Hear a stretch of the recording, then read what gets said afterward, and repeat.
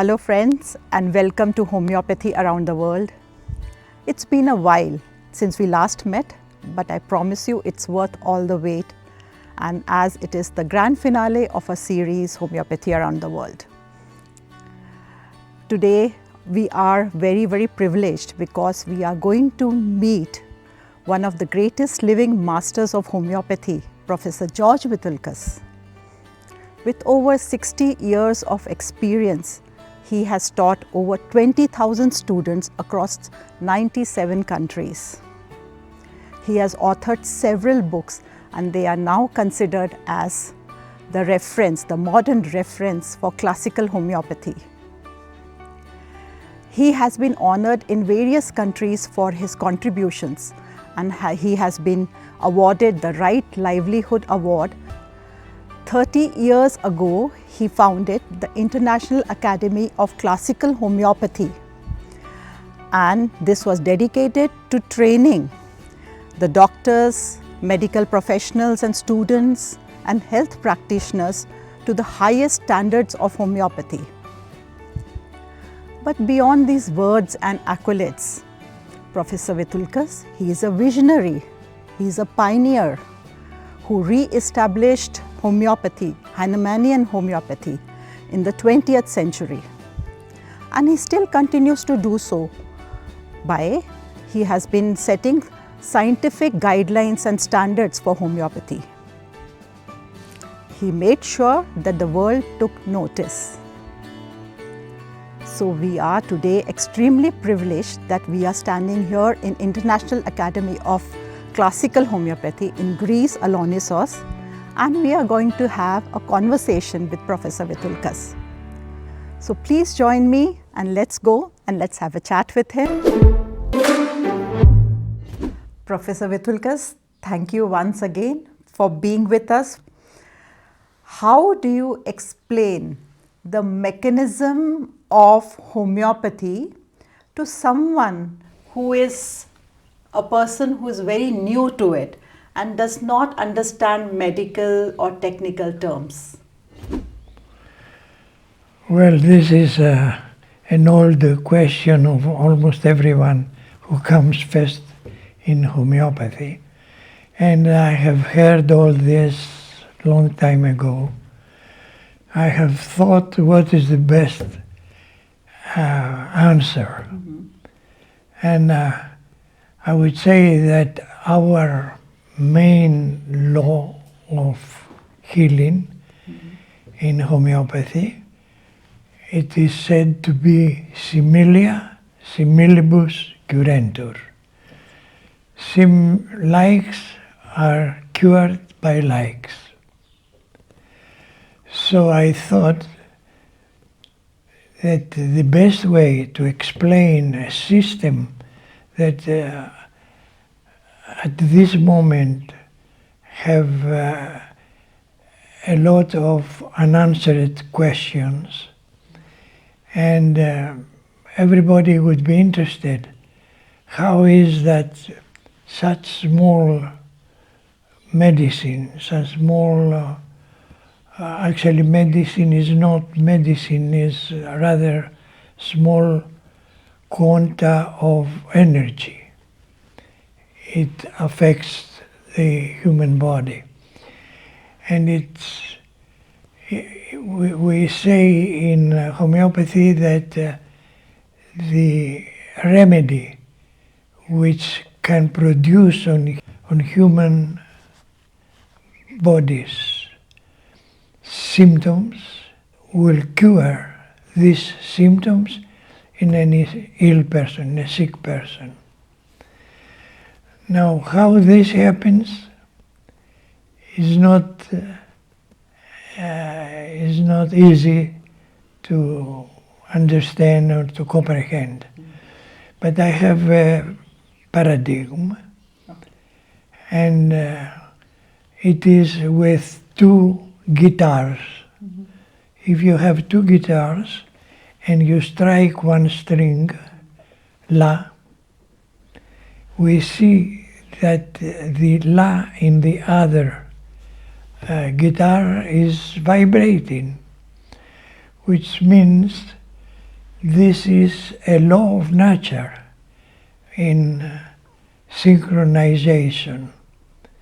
And this is, I believe, that in a coarse manner, this is the explanation for the action of the homeopathic remedy. Because there comes a remedy which has similar symptoms and is affecting the organism, not on the physical level, not on the level of the immune system or any organ, but on the energy level of the organism. And this is what I can say as an explanation.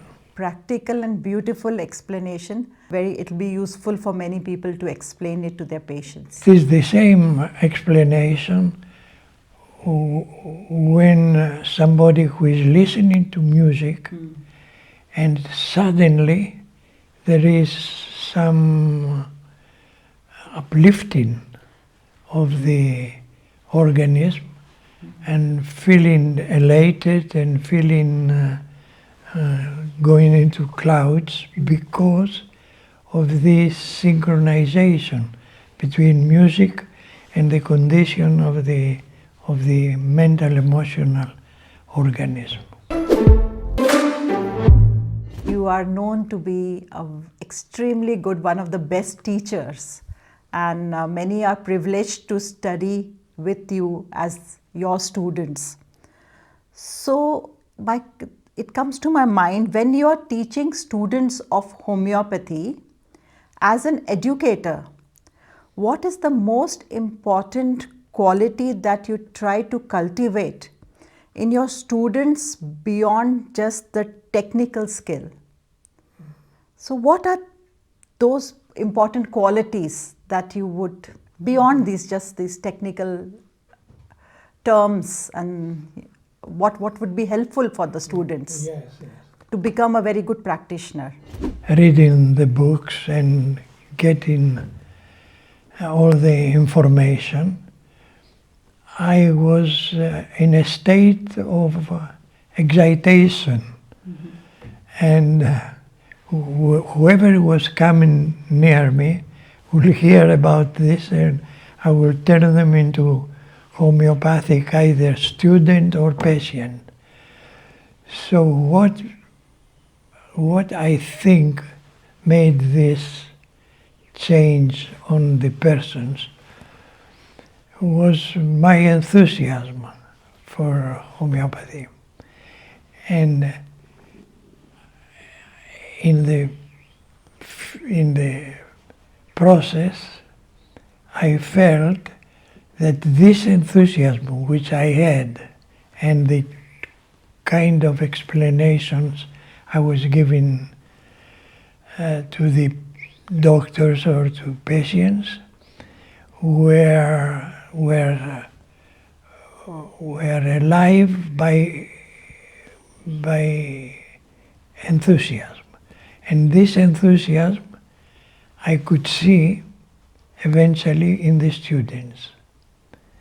And I felt that the best thing I could do was not to teach whatever I had to teach, but to excite their enthusiasm. Okay. And how could I do that? Not only by explaining or talking, but mostly by proving what I was saying in showing to them the effects of homeopathy. That means almost everyone who was approaching me, they had a problem either themselves or a member of the family, etc. And then they will bring it along and I will treat, and then the enthusiasm to many of them became an urge to learn homeopathy. And even medical doctors. In the beginning, actually, I was teaching only medical doctors in my country. But the idea was that they can detach from what they knew so far and allow the knowledge to come in and to accept and start studying themselves. And this is what I felt it was the best I could do for them. You know, this a small word, enthusiasm, and I feel it comes only if you're passionate about something. Yes. And this passion that it's very visible when a passionate teacher teaches the subject. The students, it is a transfer, or maybe I should say again, there's a synchronization happens there also. And there is a transference of knowledge, and it inspires the students also. So a passionate and enthusiastic teacher is the one who creates students who are as passionate and enthusiastic. And one thing, Professor, you did tell me that you were always available for your students. And that's amazing, because this being able to reach you, and they were able to check with you their queries or their cases. This was something, again, that comes from you have to know something about me and my character and my involvement with homeopathy. What is, I felt that all my life is dedicated to homeopathy, yes. Teaching doctors and at the same time curing people. You see, this is for me my joy, is something that gives me satisfaction, gives me joy to see people getting out of depression, getting out of panic attacks, getting out of anxieties, fears, etc., and out of pains, and again coming back to enjoying life and being happy.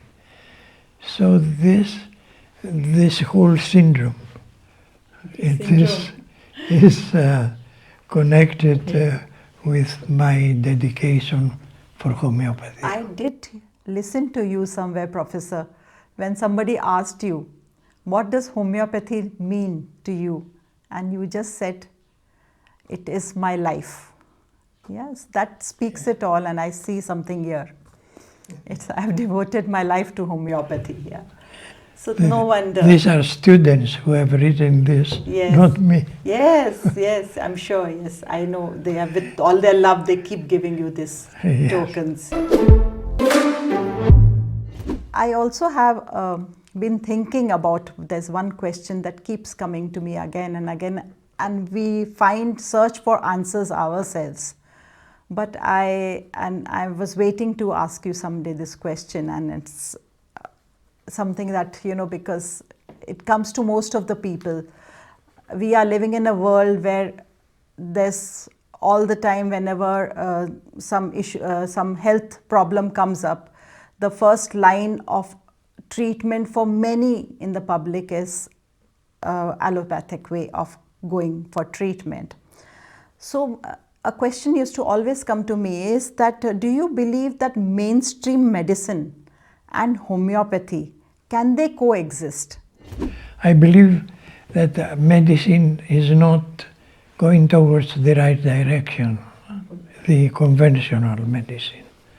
I believe changes will take place and will not be late, will come soon. And then at the same time, homeopathy is going to develop, and some secrets of homeopathy which are still not appearing will appear, and homeopathy will evolve. And so by the two systems evolving, I believe there is a time when there is going to be a kind of osmosis between the two, and the best from allopathic medicine and the best for homeopathy will come together to help humanity. This is what I believe. This is something very big that you have just shared just now, and it's we might say it's the ideal state that ideal state where both the systems take the best out of both systems, and if they are able to coexist, and each one has its own place, then there's no fight among them then. Yes, at this moment, of course, it's natural because to have differences, because we treat the energy body, and they treat the flesh body, the physical body. I believe we'll recognize soon the importance of homeopathy, and some kinds of regulations will take place. And actually, I believe there is going to be a period where authorities, medical and governmental, will recognize the contribution of homeopathy. And what's going to happen is that people, whatever happens to them concerning their health, will address first and trying to find a homeopath to address their problem. And if that fails, then they may go further to allopathic medicine, where now is the opposite. That's right. First, they go to allopathic medicine, and if they fail, they turn to homeopathy. But the big expansion of homeopathy, the great diffusion of homeopathy in the world will be when we reach that point where the whole population will seek first treatment from homeopathy. Of course, there are discussions about this matter, and I simplify things as I say it, but in an interview I think it's very difficult to give the whole range of arguments. But more or less this is what I'm thinking about. This is very encouraging to hear, very encouraging, because we all understand that the modern medicine's so-called allopathic system is usually treating singularly on one dimension most of the time, and the importance of other dimensions like mental, emotional, spiritual, apart from physical, are as much, they are quite very, very important for the existence. And that, I'm sure that understanding is trickling, and it is coming at individual levels also. So yes, it's very, very encouraging to hear from you this, yes. Well, I have many times hear this question, says, what do you think about allopathic medicine? And I have expressed my opinion. But at the same time, I realize that there is some truth in any help that can be given by the conventional medicine, especially surgery, of course, and and also in therapeutics. But the overuse of chemical drugs at this moment is wrong. And nobody actually knows how these chemicals are working within the body. So they have what they call side effects. And they say a poison, which is the chemical, will have side effects, naturally will have side effects. They don't realize that the side effects mean another level of illness, a deeper, most probably, because a healthy organism is one who is almost constantly joyful and have some happiness, etc. Where by these drugs, when they enter the body, they destroy that level of energy which gives us this happiness and this joy. Yeah. And this is what we understand as health. You could be physically very fit, but your definition of health has been very different, and it has completed the whole understanding of what health means, that it is at all levels, all dimensions. So just being physically fit may not be actually healthy. It has to be at all levels. Thank you so much. But I'm sure, like with all these views, we know that you've faced criticism from time to time from your skeptics. Throughout the career, we have seen it coming from time to time. But at the same time, it would be interesting to know that whether there has been any meaningful criticism, the one that actually made you reflect on it. Yes, a lot of criticism, of course. But I do not pay attention to small things. And when it comes to the point where somebody is seriously talking about homeopathy, I always refer to him the results that homeopathy can have, published in medical journals with peer-reviewed journals. So there are personal criticism, of course, they have done, and my enthusiasm, which I have in teaching and all that, sometimes comes out as egotism. And they accuse me for being egotistical and things like that. Not lately, but I mean in the past. Mm-hmm. The thing is that your enthusiasm was maintained high still. That is very important. Yeah.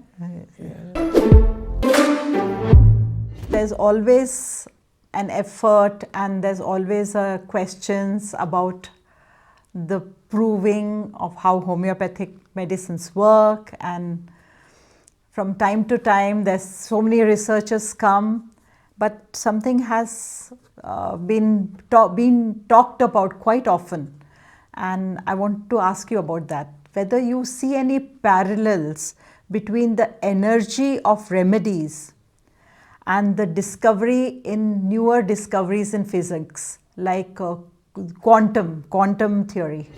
Sure, there is a connection, and I believe the vital force, what we call the vital force, is a force which comes from the subatomic level. It is the cloud that surrounds the nucleus of an atom. that contains small particles, little quotas of energy, the smallest possible, but which is full of information. All this, must be millions of little quotas that carry information. And this is the level on which we work, our medicines work. They work on this level, on the subatomic level. And the problems that have come on these levels are those that are addressed by the potentized remedy. And as everybody knows, the high potencies are such that there is no possibility that there is any kind of substance, but the remedy has become from a material remedy to an energy remedy, which affects this energy level of the atomic, subatomic level. I have written an article that I submitted a few weeks ago, The Enigma of the Vital Force. And I write all my ideas about this level. Quantum physics is one area, the possibility research into it can also be applied, can be applied to homeopathic remedies. Yes, definitely. And quantum physics will definitely prove homeopathy, prove the existence of the vital force and what represents in the human body. Another area which I may bring up now because we are talking of sciences, and you also wrote an article on microbiome, gut microbiome. That was a very interesting article. So I'm just wondering, should homeopaths be aware about it, or is it important for us to understand microbiome also? Yes, this is something which I have thought a lot in conjunction with antibiotics and side effects. Okay. You see, when I see antibiotics are having such deep side effects, that means for me that there was there a group of malignant bacteria or viruses and the antibiotics killed these bacteria which are causing the problem. But at the same time, they are killing useful bacteria and useful viruses which can and must exist, must continue functioning. So I gave this idea of being the microbiome is an organ, really. Yes. And when I researched, I found out that weighs 2-3 kilos. Okay. The microbiome is quite a big organ of the body, an important organ which is affected by chemical drugs and by antibiotics in general, and produces all the side effects of medicine. Okay. And so I wrote this article. Very interesting. It is a very interesting article. Yes. Yeah. So, All these articles, it's strange because there are degrading conventional medicine, giving a bad impression about conventional medicine. But the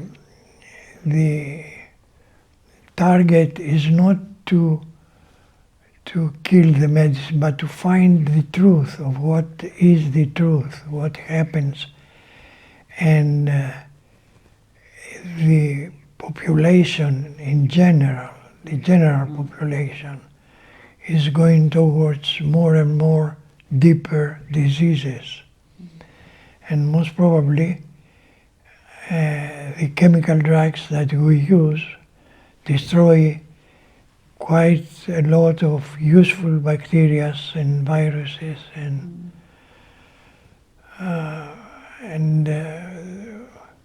it has to find another way. You see, it's not polemic, it's a matter of putting forward a question about the microbiome, what is happening there.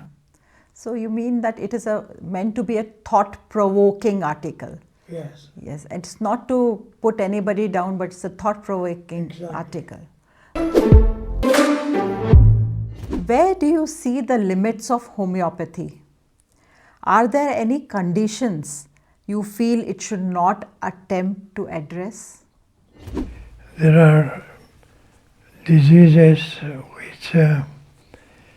which are very difficult to manage with homeopathy, and it's good not to get involved a homeopath with such conditions. One of them is schizophrenia. It's quite difficult to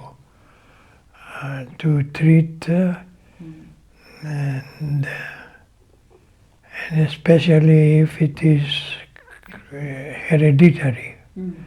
And in general, hereditary chronic diseases are difficult to manage, and homeopathy has a limitation there.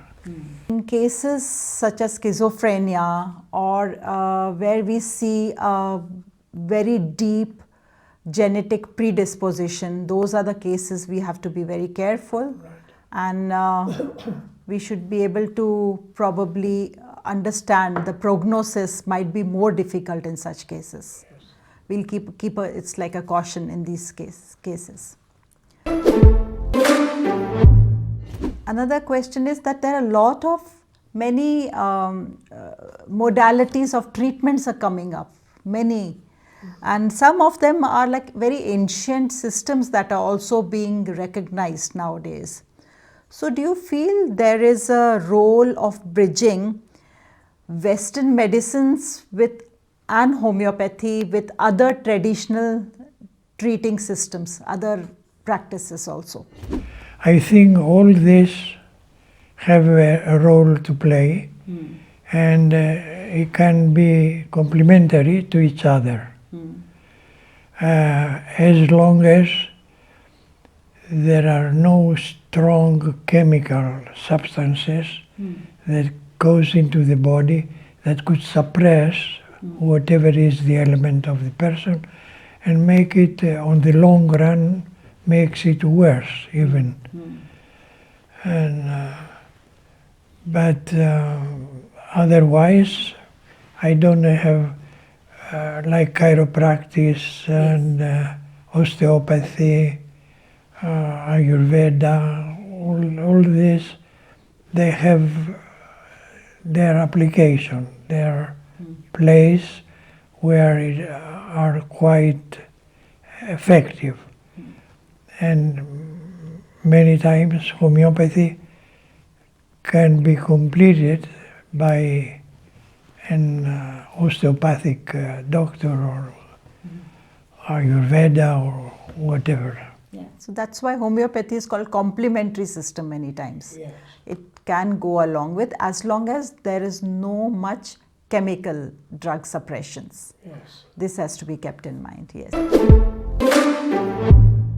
One of the questions which is, maybe I can tell you that it is the last concluding question for my interview today, but it's very, very important. We would like to know, how would you like to be remembered in the history of medicine?